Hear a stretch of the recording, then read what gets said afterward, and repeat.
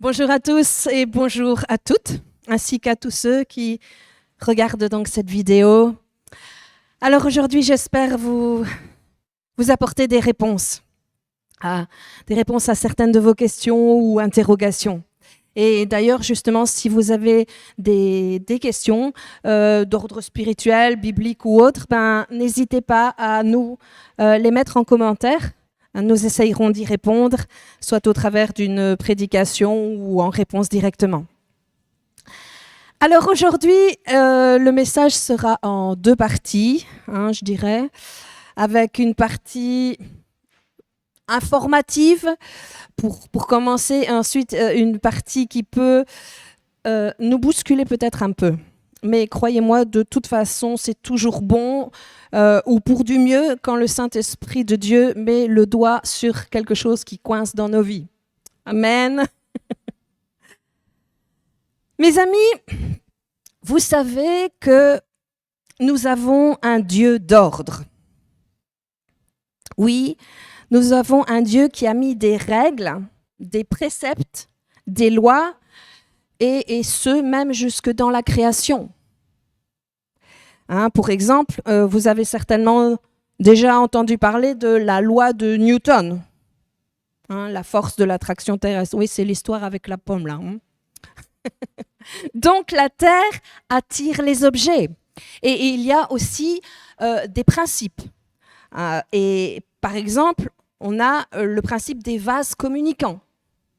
Bref, j'ai cité que ceci pour parler des plus simples, mais donc Dieu a orchestré avec des lois, des principes naturels et physiques, l'univers, la Terre et tout ce qu'elle contient.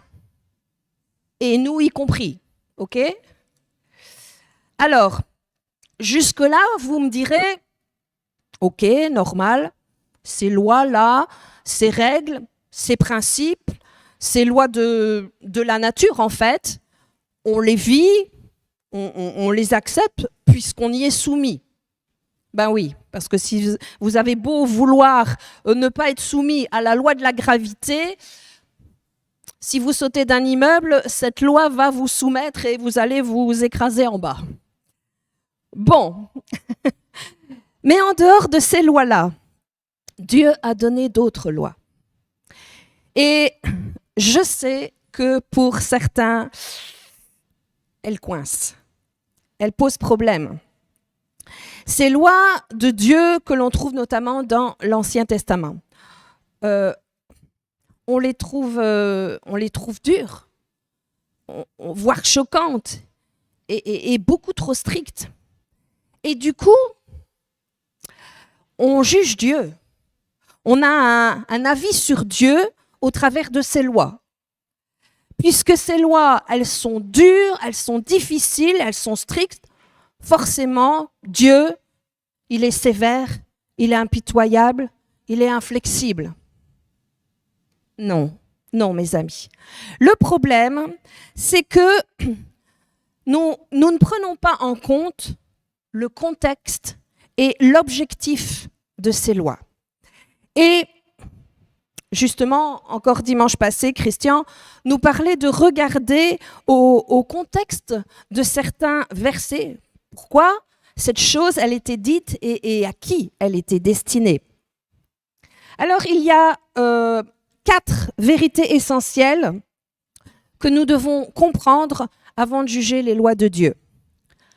Premièrement, il faut savoir qu'il y a 4 types de lois dans l'Ancien Testament. Alors, nous avons d'abord les lois morales. Kesako. Alors, ce sont notamment les 10 commandements. Et ces lois, elles ont été données par Dieu directement et gravées sur des tables de pierre. Mais ces lois, ce sont des principes universels. Et je voudrais insister et vous dire que ces lois-là sont toujours valables aujourd'hui. Parce qu'elles reposent sur la justice éternelle de Dieu.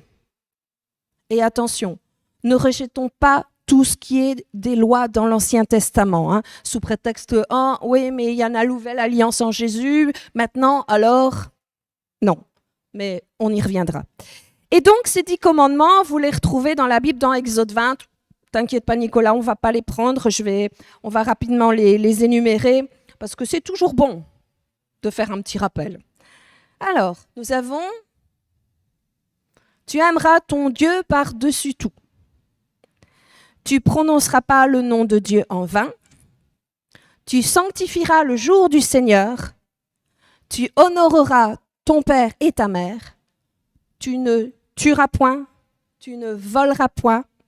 Tu ne commettras pas d'actes impurs. Tu ne porteras pas de faux témoignages, ni ne mentirais. Tu ne convoiteras pas les biens d'autrui. Et tu ne te laisseras pas aller à des pensées ou des désirs impurs. » Bon, évidemment, ici, c'est un condensé, un résumé des instructions de Dieu, mais si vous allez lire Exode 20, vous verrez que c'est beaucoup plus détaillé. Et c'est bon de se souvenir et d'appliquer ces préceptes. Amen. Parce que oui, les flagrants, les évidents, bien sûr que nous les respectons. Les « tu ne tueras pas », évidemment, hein, bien sûr. Les « tu ne voleras pas », ben là, c'est déjà moins évident. Bien entendu que vous n'allez pas faire un cambriolage, hein, mais il y a plein de moyens et de façons de voler et de frauder, d'être en dehors des règles. Je ne dois pas vous l'expliquer. Et le « tu sanctifieras le jour du Seigneur ». Déjà, ça veut dire quoi? Et qu'il respecte. En mots simples, ça veut dire « mets un jour à part dans ta vie, dans ta semaine pour Dieu ». Alors pour certains, c'est le dimanche. Très bien. Pour d'autres, c'est le samedi. OK. Mais mince, alors tous ceux qui ont des obligations, qui travaillent le week-end, comme des urgentistes, des infirmières, des médecins ou autres, alors eux, c'est foutu. Non, soyons intelligents.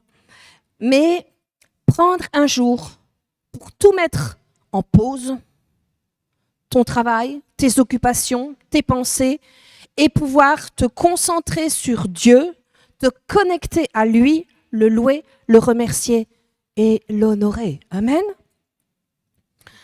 Alors pour beaucoup, et même des chrétiens, le dimanche, c'est un jour de congé.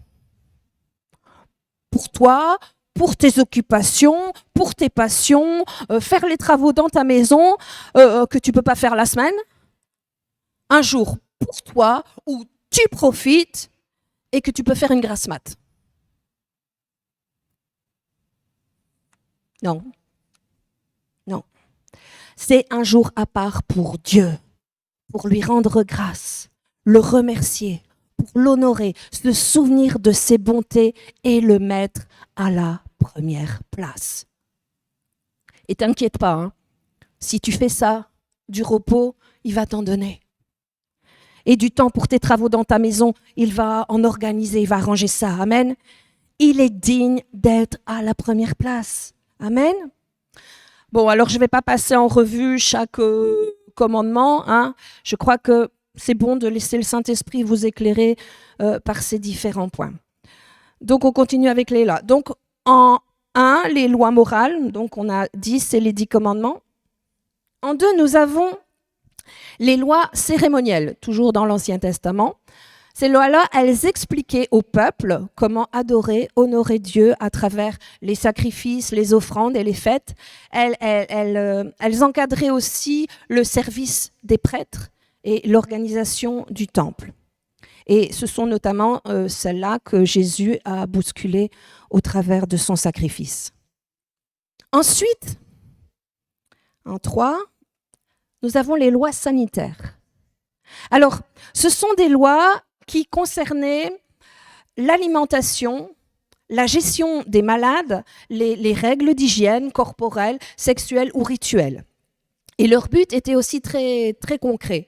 Protéger la santé du peuple, prévenir des épidémies et également enseigner la vigilance, la discipline et la pureté.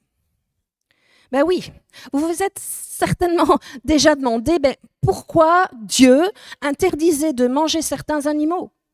Pourquoi les Hébreux pouvaient manger de l'agneau, du bœuf, du poulet, du poisson, mais ils ne pouvaient pas manger du porc, des crustacés, ni les animaux charognards. Et surtout, pourquoi Dieu aurait créé des animaux purs et des animaux impurs?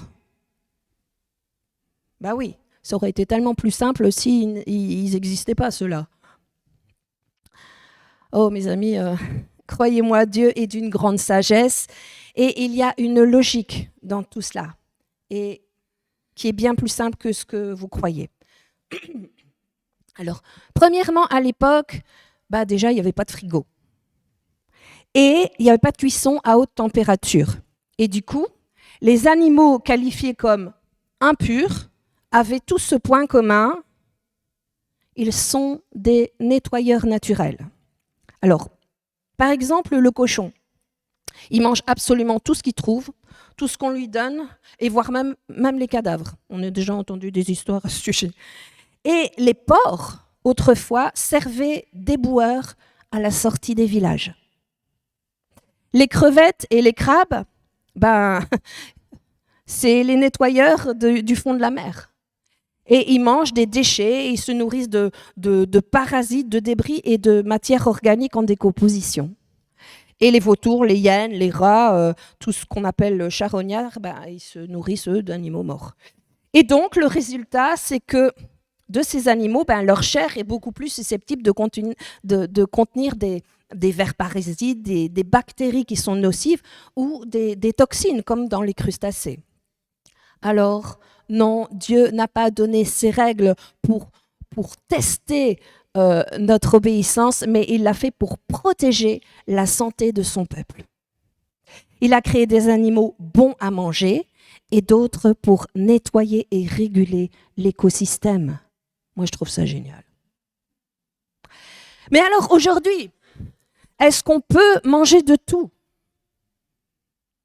Eh bien oui, et nous voyons cela dans Acte 10, où Dieu parle à Pierre dans une vision et il lui dit au verset 15, « Ce que Dieu a déclaré pur, ne le regarde pas comme impur. » Et on voit que même Jésus a dit dans Matthieu 15, verset 11, « Ce n'est pas ce qui entre dans l'homme qui le rend impur, mais ce qui sort de son cœur, de sa bouche. » De son cœur. Donc, autrement dit, le péché ne vient pas de ce que tu manges, mais il vient de ce que tu penses, de ce que tu dis et de ce que tu fais.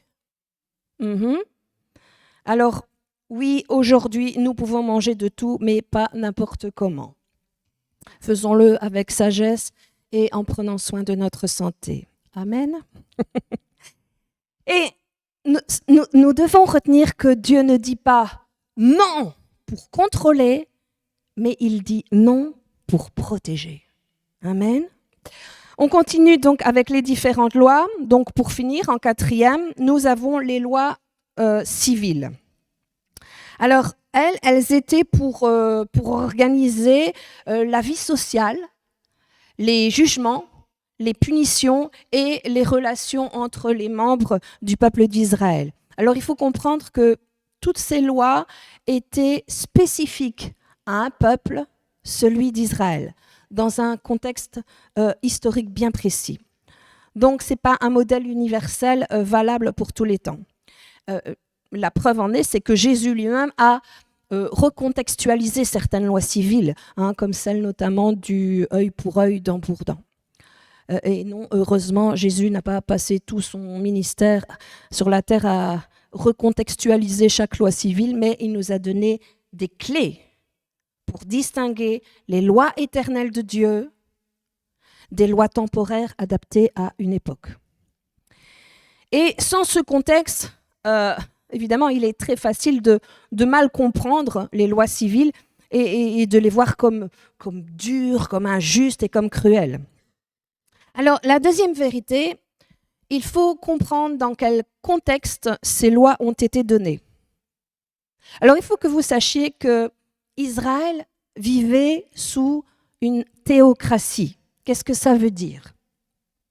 Ça veut dire que Dieu était leur roi et sa loi était leur constitution. Il n'y avait pas de police, il n'y avait pas de prison et il n'y avait pas d'État moderne.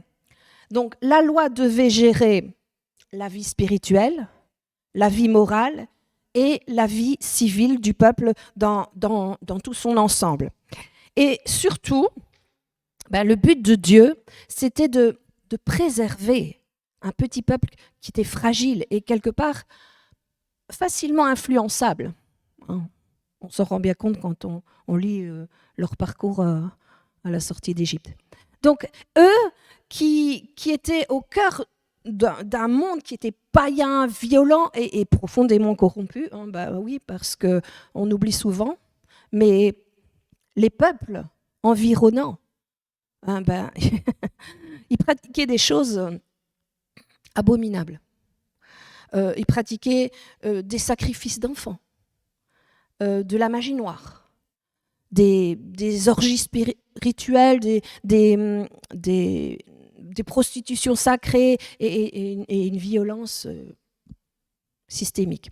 Et donc, dans ce contexte, chaque péché grave ne mettait pas seulement en danger un individu, mais menaçait l'unité et la pureté de toute la nation d'Israël. Et c'est pour cela que Dieu a établi une loi qui était bien claire, stricte et structurée, pour garder la foi de son peuple pur, jusqu'à l'accomplissement de sa promesse, c'est-à-dire l'arrivée de Jésus, l'arrivée du Messie. Et troisièmement, il faut savoir que beaucoup de ces règles, beaucoup de ces lois avaient un rôle dissuasif. Alors non, fort heureusement, on n'exécutait pas tout le monde au moindre écart, à la moindre faute. Et on le voit ça dans Deutéronome 13, verset 11. Et Dieu dit, « Il en sera ainsi, afin que tout Israël entende et craigne, et que l'on ne commette plus un acte aussi criminel au milieu de toi. » Il fallait donc stopper, arrêter tout ce qui menaçait l'équilibre du peuple. Alors oui, certaines peines pouvaient aller jusqu'à la mort, mais elles étaient surtout là pour dissuader le peuple et souligner la gravité du péché et protéger la communauté du mal moral et du mal spirituel. Et rappelez-vous, il n'y avait ni prison, ni système judiciaire moderne, donc c'est la loi qui devait suffire à protéger le peuple. Mais surtout, Dieu ne prend aucun plaisir à la mort du pécheur. Ce qu'il veut, c'est la repentance. Et c'est ce qui est écrit dans Ézéchiel 33, verset 11. Aussi vrai que je suis vivant, déclare le Seigneur, l'Éternel ne prend pas plaisir à voir le méchant mourir, mais à le voir changer de conduite et vivre. Et dernier point,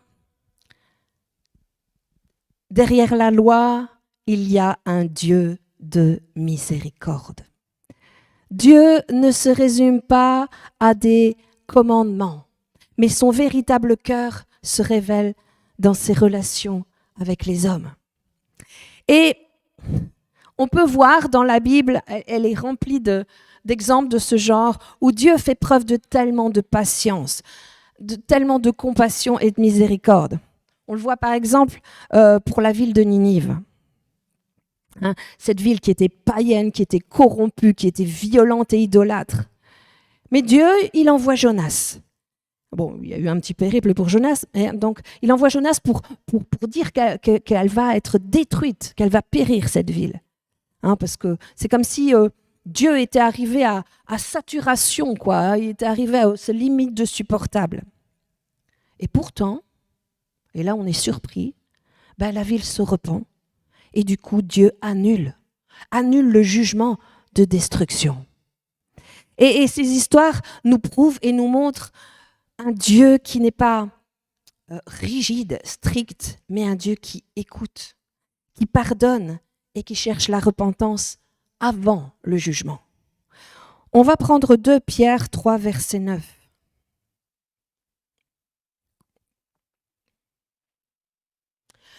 Le Seigneur ne tarde pas dans l'accomplissement de la promesse, comme quelques-uns le croient, mais il use de patience envers vous, ne voulant pas qu'aucun périsse, mais voulant que tous arrivent à la repentance. Alors, à la lumière de tout ça, on peut dire, non, la loi de Dieu n'est pas cruelle, mais elle est profondément juste. Elle a été donnée dans un contexte particulier, à un peuple particulier, pour un but particulier. C'est-à-dire, en fait, préserver la sainteté, éviter la corruption et préparer la venue du Sauveur. Et ce Sauveur, c'est Jésus-Christ, évidemment. Et c'est pour ça que dans Jérémie 31, verset 33, Dieu annonce la nouvelle alliance. Après ces jours-là, dit l'Éternel, je mettrai ma loi au-dedans d'eux. Je l'écrirai dans leur cœur et je serai leur Dieu et ils seront mon peuple. Oh, amen. Ça veut dire que la loi qu'il inscrit dans nos cœurs, c'est la justice, la paix, la bonté, la fidélité, la miséricorde et l'amour. Amen. Et aujourd'hui, cette loi s'accomplit par l'esprit de Jésus-Christ, mais pas sous la contrainte, mais par amour, par transformation, par nouvelle naissance. Amen.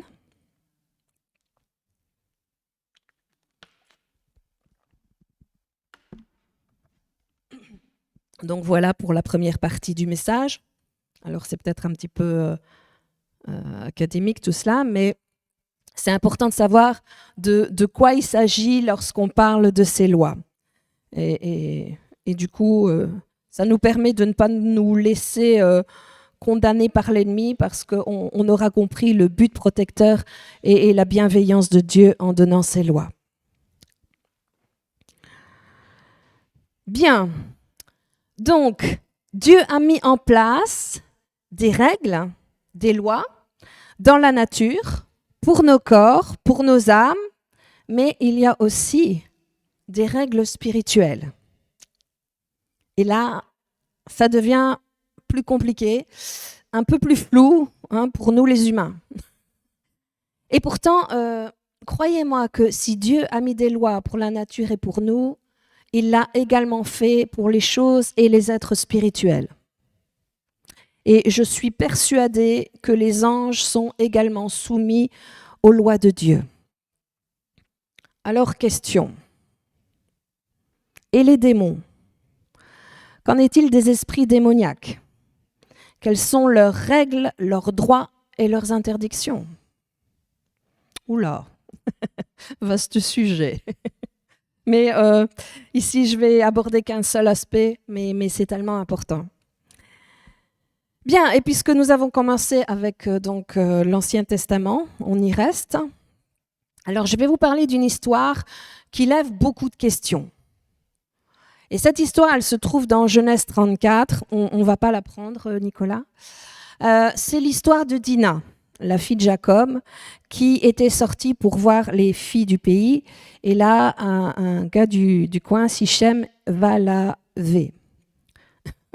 Pour pas dire le mot, parce que je pense qu'on est banni si on dit certains mots. Donc, vous avez compris. Agresser sexuellement, on va dire.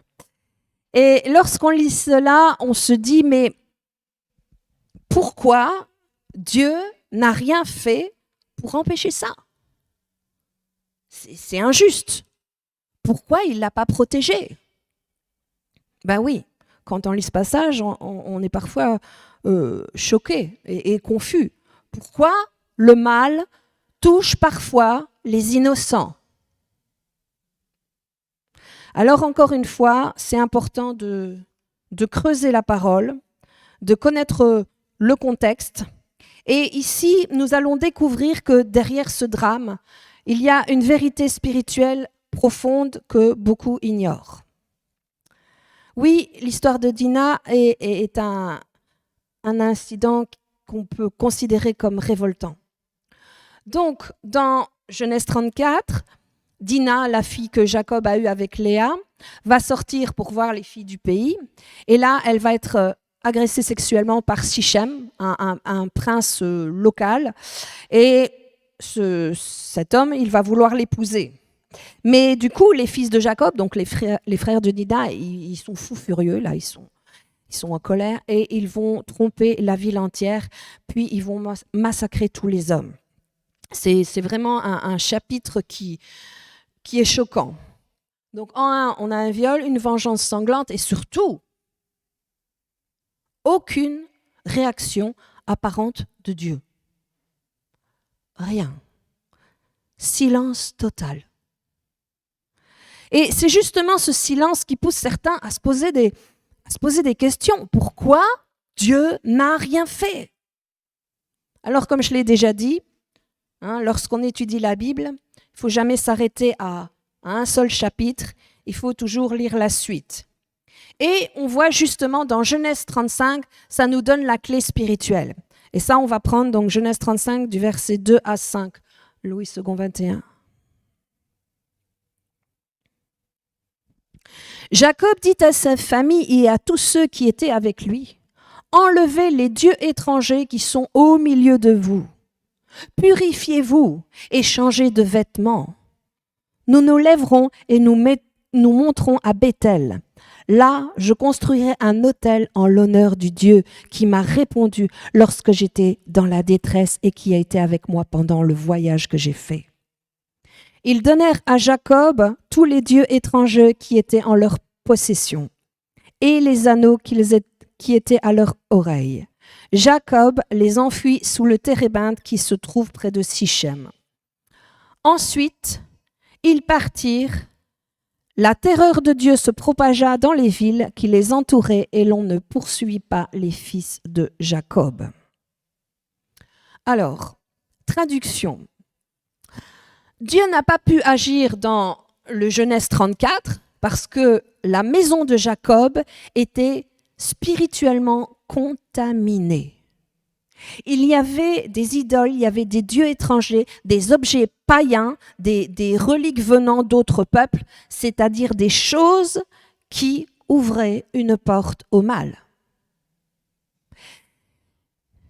Et c'est pourquoi, lorsqu'on lit la Bible, il faut comprendre le monde spirituel, les règles, les lois spirituelles.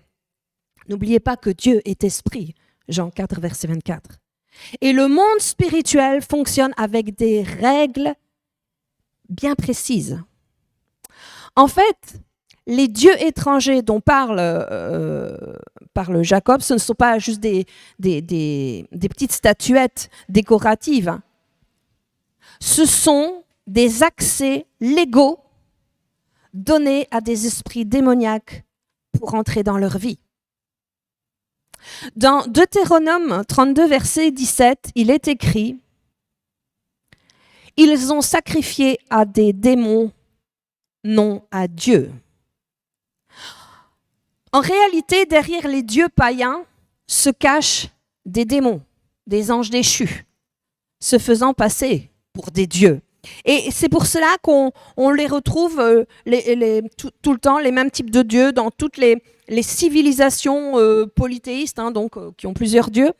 Le dieu de la guerre, le dieu de la fertilité, le dieu de l'agriculture, etc.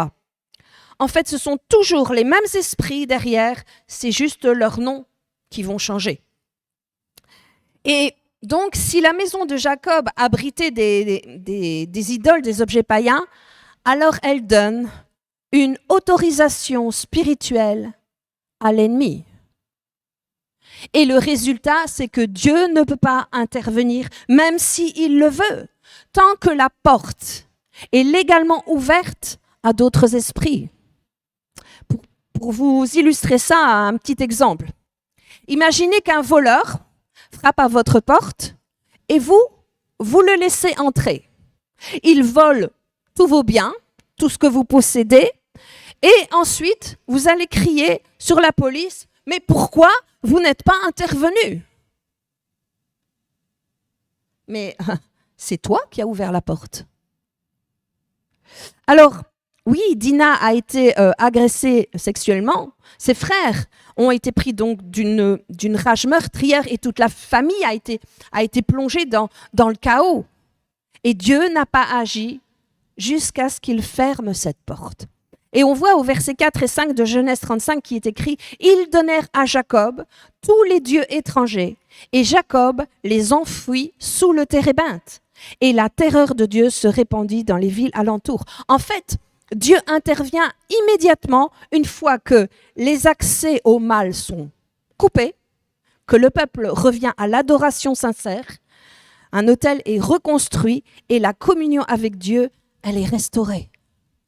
Et aujourd'hui, les dieux étrangers, les idoles, ce ne sont plus seulement des petites statuettes en bois ou en pierre. Ce sont des pratiques occultes qu'on banalise. Par exemple, et Christian justement en a parlé la semaine passée, de ce culte d'Halloween, qui était même accepté dans des foyers chrétiens. Ben oui, quand même, c'est la fête pour les enfants, comme ça ils peuvent avoir des bonbons. Non, non, non, mes amis. Vous savez ce que vous faites lorsque vous acceptez ça? Lorsque les enfants sonnent aux portes et disent des bonbons ou un sort. On est d'accord qu'un sort ou un sortilège, c'est une malédiction. Et évidemment que les gens vont donner des bonbons. Mais qu'est-ce que ça représente? Tu es en train de donner une offrande, c'est-à-dire tu cautionnes donc à ces petits représentants des ténèbres d'un soir ce qu'ils font. En d'autres mots, tu ouvres la porte au voleur, au mal, et tu lui donnes un droit légal dans ta maison. Vous comprenez? Bon, on continue avec les dieux étrangers d'aujourd'hui. Nous avons vu donc les pratiques occultes qu'on banalise. Bien, mais il n'y a pas qu'Halloween dans ce domaine. Il y a aussi les addictions. Des addictions qu'on justifie. Ah ouais, mais ça, j'en ai vraiment besoin. Je ne peux pas m'en passer. Oh, mais ça, mais de toute façon, tout le monde le fait, donc ça va, je peux le faire aussi. C'est pas grave. Mais t'inquiète, je le fais, mais je sais me dominer. J'en prends pas plus que ça. Ou il y a des objets, ou même des personnes qu'on idolâtre. Ah, mais sans elle, je ne saurais rien. Je ferai tout pour elle. Elle est tellement importante pour moi. Vous mettez cette personne à la place de Dieu. Vous la mettez en priorité et parfois même, vous la craignez, cette personne. Vous craignez ses réactions, ce qu'elle va dire, ce qu'elle va en penser.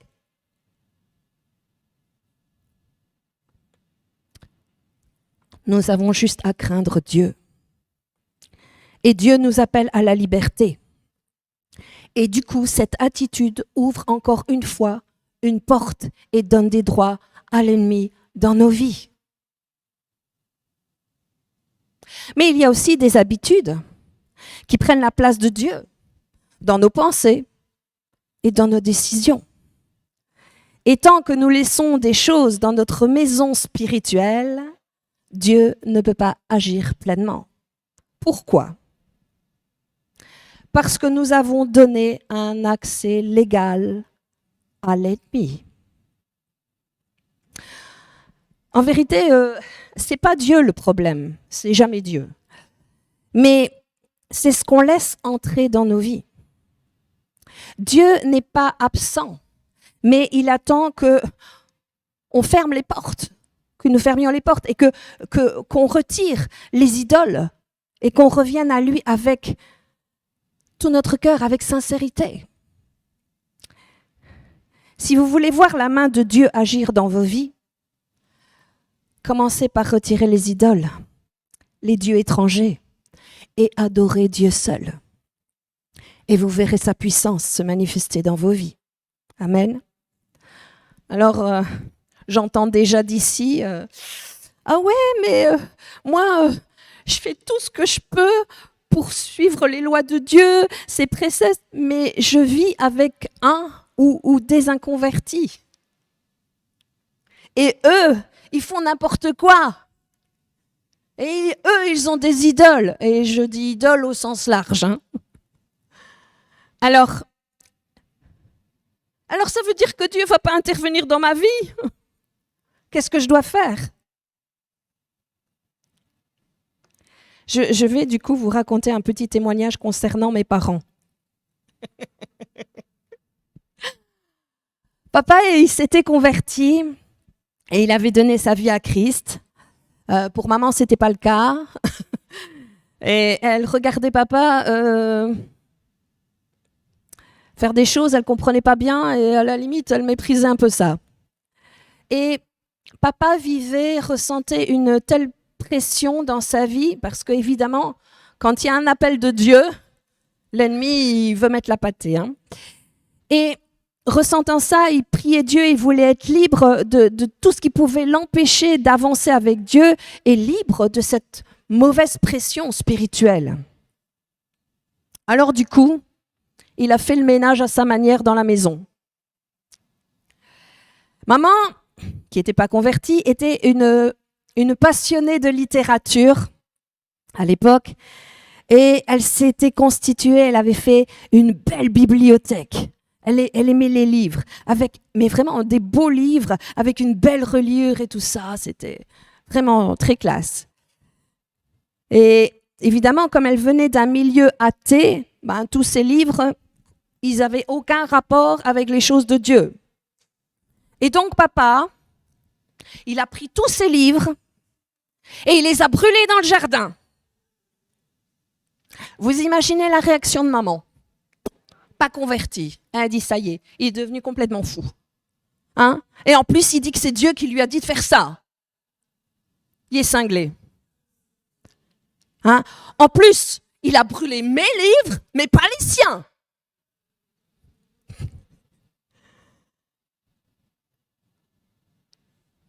Pourtant, ce qui s'est passé quelque temps après, papa a ressenti vraiment quelque chose qui se dégageait dans sa vie. Il a ressenti une liberté et il a pu commencer à rentrer dans le ministère. Et maman, qui jusque-là s'était verrouillée, elle ne voulait rien entendre, rien savoir des choses de Dieu, elle s'est convertie. Alléluia. Une porte avait été fermée et Dieu a pu intervenir. Alors, bien évidemment, je ne vous conseille pas de brûler ou de détruire les objets de votre conjoint. Hein. Je ne veux pas être une cause de divorce ou de séparation. et si vous le faites, soyez d'abord guidés par le Saint-Esprit. Hein. Mais ceci, c'était pour vous expliquer que certaines situations sont comme verrouillées par des objets, par des idoles, au sens large. Hein. Quand je parle d'idoles, pas que des objets. Alors, comment faire lorsque quelqu'un dans notre maison fait des choses qui ne sont pas justes devant Dieu? C'est là que ça devient intéressant, hein. Parce qu'on est beaucoup concernés par ça. Eh bien, vous devez dire, exprimer, mais sans agressivité et sans colère, votre point de vue en tant qu'enfant de Dieu. Je vais vous donner un exemple. Si un de mes fils décide de faire quelque chose d'injuste, oui, parfois c'est difficile avec les enfants, et surtout après 18 ans, je lui dis, écoute-moi, je ne veux pas que tu fasses ça. Je ne suis pas d'accord avec ça. C'est contraire à la volonté de Dieu. Alors, je sais que je ne peux pas t'empêcher de faire ces choses. Je sais que si tu as envie de me désobéir et de désobéir à Dieu, tu le feras. Mais puisque je te l'ai dit, je ne serai pas responsable de la porte que tu ouvres à l'ennemi. Vous comprenez? Mes amis, je voudrais que vous vous souveniez, qu'est-ce que vous croyez qu'il se serait passé dans le jardin d'Éden lorsque Ève, elle fut tentée par le serpent et mangea du fruit de l'arbre de la connaissance? Si Adam avait dit « Non, moi je ne suis pas d'accord, je ne participe pas à ça, je ne participe pas à ton péché, je ne participe pas à la désobéissance. » Et entre parenthèses, vous savez, c'était pourtant bien Adam qui a entendu directement la voix de Dieu, l'interdiction de Dieu au sujet de ce fruit. Ève ne l'a pas entendu. Ève, elle n'était pas encore créée. Pour elle, c'est au travers de la parole d'Adam qu'elle l'a su. Et c'est pour ça que Satan a pu l'influencer. Je crois qu'elle aurait été moins vague, moins dans le doute si elle avait entendu directement la voix de Dieu lui donner l'interdiction. Bref, petite réflexion et fermez la parenthèse. Donc, les choses se seraient passées autrement si Adam avait ouvert la bouche et dit son opposition à goûter du fruit défendu. Nos paroles ont de la puissance. Et notre parole a une action dans le monde spirituel. Proverbe 18, 21 dit, dans la Louis II 21, « La langue a pouvoir de vie et de mort. Ceux qui aiment parler en goûteront les fruits. » La version sommaire, elle dit, « Vous aurez à vous rassasier des fruits que votre langue aura produits. » Amen. Attention, il y a des fruits amers aussi. Combien de fois la Bible, la parole, nous exhorte à dire, à prononcer, à parler, notamment à notre montagne. On voit ça notamment dans Marc 11, verset 23. « Je vous le dis, en vérité, si quelqu'un dit à cette montagne, retire-toi de là et jette-toi dans la mer. » Donc, nous ne devons pas cautionner le péché des autres dans notre maison, mais le dénoncer de façon claire et à la lumière de Christ, et sans colère, ni agressivité, mais avec amour.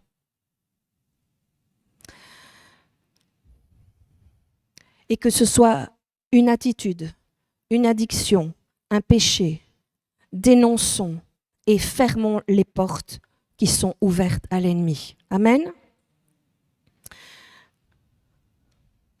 Parfois même, nous pouvons recevoir des objets, des choses qu'on nous offre, d'un voyage ou d'un héritage, il y a plein de façons. Et lorsque vous le recevez, lorsque vous l'avez, vous avez cette drôle d'impression et cet étrange pressentiment. Cet objet, vous ne l'avez jamais demandé, mais on vous l'offre et vous n'êtes pas bien. Mais vous ne voulez pas vexer, offenser ou déplaire à la personne et du coup, vous acceptez et vous subissez. Vous savez, j'ai souvent entendu des témoignages dans ce genre, des personnes qui ont eu ça et qui se sont débarrassées de ces objets. Et après, je disais, mais ce truc, je ne l'ai jamais aimé, je ne le sentais pas. Et puis, quand je le voyais là-dedans, quand je passais, ça me mettait mal à l'aise. Et puis, d'autres, quand je l'avais, j'avais plein d'ennuis. J'avais des ennuis de santé, dans les finances, la famille, c'était devenu impossible, etc.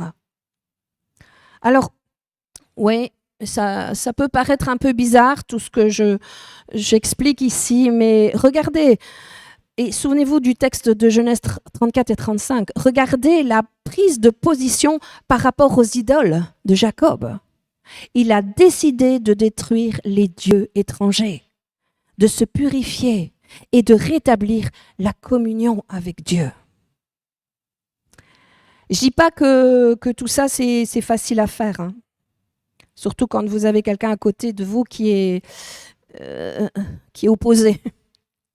Mais je sais que certains actes posés et que certaines paroles prononcées peuvent avoir un grand impact spirituel pour notre propre vie, mais aussi pour ceux qui nous accompagnent, qui sont avec nous. Des situations qui étaient jusque-là fermées, verrouillées, s'ouvrir sous l'action puissante de Dieu. Proclamons de bonnes paroles dans nos maisons, sur notre lieu de travail et sur nos vies, et nous pourrons en manger les bons fruits. Amen. Voilà, c'est ce que je voulais vous amener ce matin. Et je crois que c'est important de réfléchir à tout ça, de faire le nettoyage dans nos maisons, de se débarrasser des idoles. Demandez au Saint-Esprit de vous éclairer. Quelle est mon idole ou quelles sont mes idoles? Je crois que si vous êtes sincère avec ça, le Saint-Esprit va vous éclairer et vous jouirez d'une liberté. Vous verrez des choses s'ouvrir pour vous. Parce que pour le moment, en conservant ça, vous permettez à l'ennemi d'avoir des droits dans vos vies. Il est temps de fermer les portes et de réclamer vraiment la sanctification complète dans nos vies, afin que Dieu puisse agir. Amen. Voilà, je vous souhaite un bon dimanche et rendez-vous demain.